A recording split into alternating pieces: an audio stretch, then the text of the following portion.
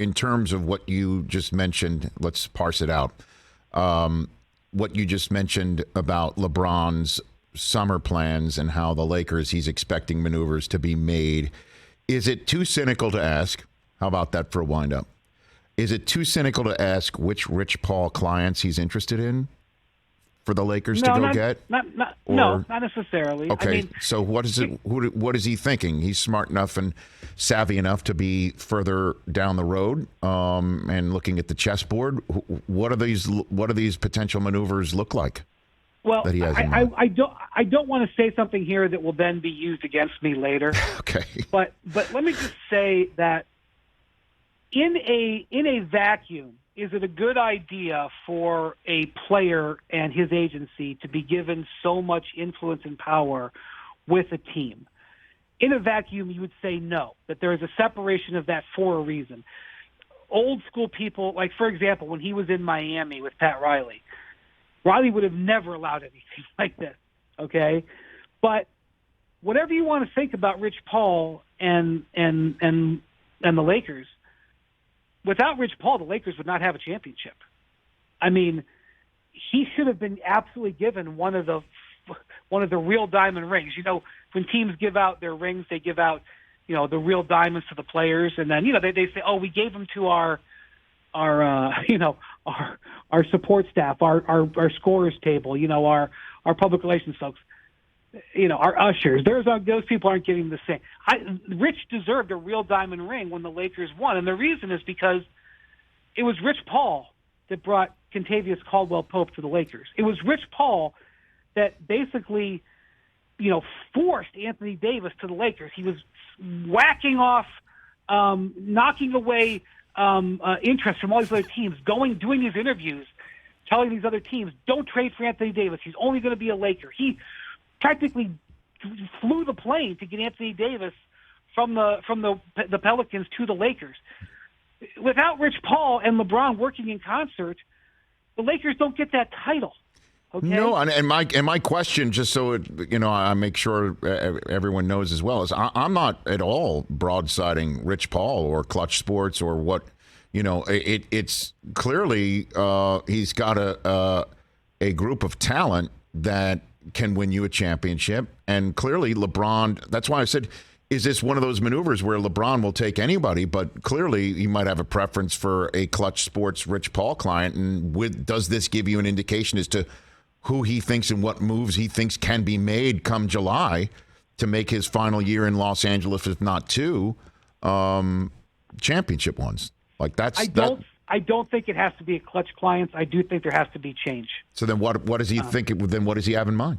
What do you think? Well, here's what I think. I think if there's trades out there to trade the 2027 and 2029 first-round picks, mm-hmm. he doesn't care. He wants them traded.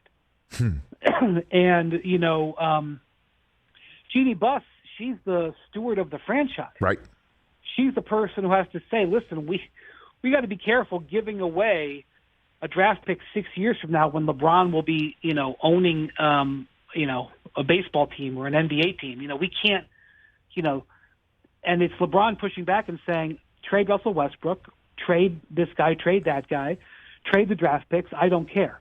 Do what the Rams did. Trade all the picks. Who cares? That's what LeBron wants. And I guess, is there any one specific player in mind that he thinks he can be hooked up with? Like, who's the third person in? Like, the third person in was his idea was Westbrook, maybe a little bit of Carmelo. Clearly that's not working out right now. It doesn't appear like it will ultimately this year. We don't know yet. Okay. I mean, I could say some names and then be blasted up on aggregation sites, but yes, do it.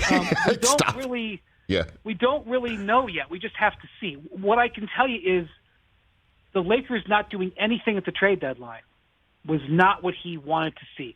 You know, I told this story in what I wrote yesterday. It was on ESPN. In 2018, midway through the year, LeBron was really frustrated with the Cavs. They had traded Kyrie Irving when he had demanded a trade the year before, and they just weren't very good. And he basically took his foot off the gas. And he went from playing like an MVP-level player to just sort of being an all-star player. And the Cavs started taking losses. And, the front office was kind of pacing back and forth, like, what are we supposed to do here? He's a free agent. He won't extend his contract with us. How do we trade more stuff when we don't even think he's going to be here? And LeBron was just playing worse and worse. So finally at the trade deadline, the night before the deadline, they agreed they were going to do 3 deals that were going to bring 4 role players. Rich, I could let you guess for the next 10 minutes. I'll bet you couldn't even remember who they traded for, okay? Right. But that night, they told LeBron before the game, hey, we're going to trade all these guys. And LeBron went out and had 37, 15, and 10, hit a buzzer beater, was completely engaged, and was so happy.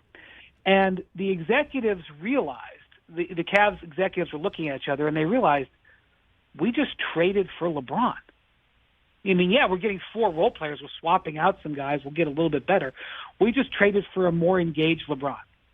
And so what the Lakers, I think, are going to have to come to terms with is this summer, they may have to trade for LeBron to make sure that he remains engaged, especially because if they don't, he has 1 year left on his contract. He's allowed to extend this offseason. In August is the date when he's allowed to start extending. They have to start thinking about making sure that he's fully invested.